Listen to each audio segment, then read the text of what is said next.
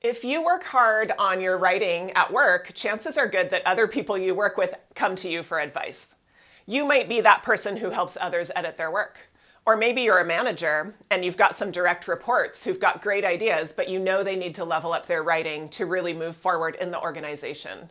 Today we're going to talk about 3 ways that you can help other people with their writing, 3 things to keep in mind. And the truth is they also apply to when you're editing your own work, but we're really going to orient this today to helping other people with their work. So let's get started.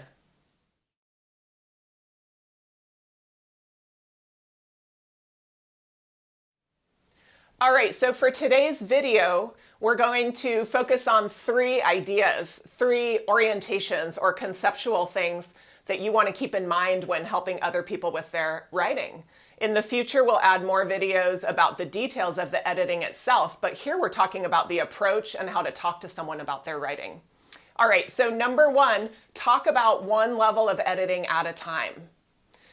Often when people think editing, they're actually thinking of proofreading, which is when we look at surface errors and make sure we don't have mistakes. Super important, of course, but there are deeper issues in most of our writing as well that we want to consider first. Issues about audience, voice, things like that that don't come down to circling something right or wrong. So let's take a look at the 3 levels of editing, and I'll briefly talk through why it would make sense to talk about them separately. As you can see from the chart on the screen, we have global editing where we're looking at the document or email as a whole. We have stylistic editing where we're more looking at paragraphs and flow and how things work together. And then we have that 3rd level of proofreading or copy editing at the sentence level. You can check out this chart a little bit more later, but I wanted to show you briefly, if you look through the global questions, you'll notice they're really about meeting the reader's needs, meeting your goal, being logical, having evidence. They're content-oriented, they're reader-oriented. It wouldn't make sense to try to think about that information at the same time that you're trying to think about commas or semicolons. That's again why we're going to divide up. Talk about global editing first. Have we met the goal? After that, you can go into stylistic editing. Are the ideas unified with flow? Does one paragraph lead to the next? Do we have active voice or passive as needed? Are we clear and concise, and do we have a tone that works? Again, not the same as global. I would always want to do global first because that will inform stylistic, right? You want to know your goals first before you look at the style. And then lastly, copy editing or proofreading is when we look at punctuation, errors, mistakes, grammar, etc. And just keep in mind, with those 3 areas, you can imagine how tough it would be for somebody's brain if we walked up to them and said, well, here are 3 comments on the way that your audience needs more help, but here's also a review on semicolons and apostrophes. Those are sort of different parts of the brain, so it's just not going to work or be efficient or be effective. And so it's worth it, even though it seems like a long time to go through 3 levels, it's worth it because the brain can digest those levels one at a time. So that first strategy, break down your comments for your writer into those 3 levels and approach them with that in mind. All right, second thing to keep in mind, let's jump into the brain of a teacher, because when you're helping someone with their editing, that's what you are. You're helping them, you're teaching them, you're coaching them. That's helpful too, because it reminds us the person being mentored or edited for is actually a learner in this case, right? So we're not just thinking, hey, I want this person to write better, or I want to help this person write better. We're thinking about their learning process, which relates back to that first step, right? Where we're not going to come up and say, hey, let me tell you 25 things that are wrong with your document. No, we're going to start with one level at a time. So again, with that brain in mind, the second thing to keep in mind is you want to make sure you target the right level of learning for the person whose work you're editing. Not all writers are the same, of course. Not all writers are capable of the same things. You probably know the person you're helping, and so you want to target your advice to the level that's going to be the most useful for them and the easiest to understand. So let's get into learning theory briefly. We have a theory from an educator in the past, Vygotsky, who brought up the idea of targeting levels of learning. And he talked about a zone that's the zone we want to target and called it the zone of proximal development. And that this is the zone where a learner can move a little bit beyond what they already know and get into the zone of development. The proximal, the next zone of development. Here's a little picture of what that looks like. So what we want to think about is there are things a learner can already do on their own. Maybe they can already arrange the sentences, etc. Then there are things the learner can do with guidance, that they could get their writing a little bit better if they only had some guidance, which is where you come in, right? Third area is beyond someone's zone of proximal development. They cannot do it that week, period. They're going to have to do other things beforehand. It's like if you or your child took piano and they're playing hot cross buns, hot cross buns, hot cross buns, not super difficult. You don't walk in and say, hey, here's a sonata from Beethoven. There will be some other song in between, probably When the Saints Go Marching In or something like that. But we're not going to go from the easiest piece to the hardest piece. We're going to step along the way to these proximal zones of development.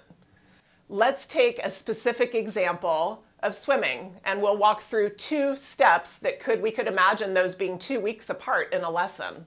And you can do this kind of thing with writing. Imagine we want our swimmer to be able to do Olympic level freestyle one day, but they're just starting out. What they can do easily on their own is a front float. They can hold their breath underwater, and they already know how to kick like that. So they're on their way. However, they don't have the breathing down, they don't have the arms down, they don't have the rhythm down. So we can't really just say, hey, good luck with your breathing today. You can work it in with the arms. No. But we could say, well, the green level here is the zone of proximal development. This learner could start incorporating some arms with their kick, but they're not ready to breathe side to side. That's going to have to be after the arms. In a week or 2, now the swimmer can do the arms and the kick and the floating and all that. Now we're ready to start breathing side to side because the arms are already there. And yet the swimmer still isn't ready to learn the butterfly stroke because that'll be a whole bunch of different foundational skills. So again, we're moving step by step, week by week. So you could imagine working with someone in your department where you say, hey, I'm going to help them figure out what active voice is this week. And then next week or next time we edit together, I'm going to talk as if they already understand active voice and go to the next level. But of course, we can't expect them to churn out a perfect document right away. We have to go through those zones. Lastly, when we get comments on our writing, many of us tend to take it a little bit personally. That's because we put so much work into our writing, and really it's intimidating, right? Writing something that you feel is good, showing it to your supervisor, submitting it for all the world to see, kept in posterity in an email forever, it intimidates people, right? So they put their emotion into it. So when we help someone with their writing, it will potentially shut them down if we just give comments that are not constructive or productive, but more just say what's wrong. We won't get where we're going without the right kinds of comments. So let's put up an example real quick. Here I am commenting in a way that's probably not the best on this passage. So let me read the passage quickly so we'll know where we're at, and then we'll talk about how I gave advice here. It has come to our attention that your account's payment is past due. Our policy requires that we charge a fee of 5% of your payment per month it is late. It is important that you pay your fee as quickly as possible because it will accrue more of a penalty next month. Now, if you look to the side and see the comments I gave this writer, I have pointed out some issues, but I have not been solution-oriented. I've said wordy, vague. I don't know if you remember back in high school, sometimes we would just get the comment confusing. And you're kind of like, well, I'm confused about how it's confusing. Somebody may not know why it's vague, why it's wordy. And when I say, what is it? I think that's a very valid question, but it might be phrased in a way that could make somebody feel defensive. Like, are you attacking my writing? It's not to say that we want to be nice, nice, nice all the time. Of course, it's okay to actually transparently criticize something difficult in the writing. but it's just not worth it to do it in a way that doesn't involve some emotional intelligence in our commentary, some writing EQ in our comments, because it's going to go out the window if people don't want to listen. So let's look at an example that might be a little bit better. So up on the screen, what we have now is the same passage, but me providing comments in a slightly different way. So with the first one, I say, this part of the sentence is less informative than the rest. What I like about that type of comment is that I'm giving a compliment to something that they did, just not this. And then I give some ideas. Let's start with who the sentence is about. We don't really want to start with it. Consider X or Y. When I comment about their apostrophe, I'm going to say why. And when I comment about it, I'm going to say why. So we have a few things at play here. Saying why something is wrong or needs to be changed. Referring to what that writer did well elsewhere. Sometimes I'll say, hey, look at that awesome topic sentence you did on paragraph 3. Just do something like that for paragraph 4. That way I'm working within their field of expertise already, so they're still going to feel confident. And then also we want to be solution oriented, that not only say, don't say it, but say, make sure you use that if the reader knows what you're referring to, or if the reader doesn't, make sure you clarify. So keeping in mind, writing EQ comes into play with these comments as well, where we want to avoid defensive feelings. So another thing you might check out is that video on managing conflict, because we do want to avoid using the word you in a penalizing way right now. We don't want to say, you used too much passive voice on page 2. It would be better to say, page 2 has too much passive voice. All right, so next time you're helping someone with their writing, be thinking about what level of critique you're talking about and doing those a little bit one at a time so people don't get overwhelmed. Checking out their zone of proximal development, what type of advice is going to be feasible for them to intake right now. And then lastly, thinking about how you phrase things for them. So let me know how it goes. I'll be back with some more tips that are more specific about editing itself. But if you go into helping another writer with these 3 concepts in mind, it'll serve you well, and I'd love to know how it goes for you. So please let me know in the comments.